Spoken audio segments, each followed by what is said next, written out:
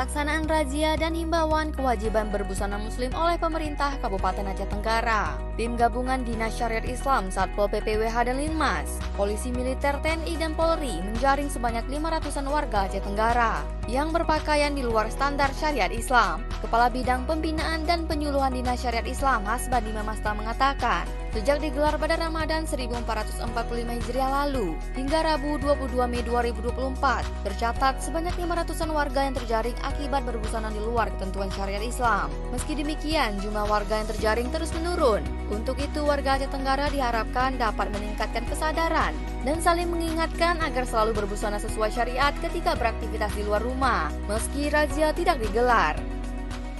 Ya, alhamdulillah selama 22 hari kita melaksanakan giat ini sudah penurunan angka pelanggaran terhadap berbusana secara Islami di Kabupaten Aceh Tenggara.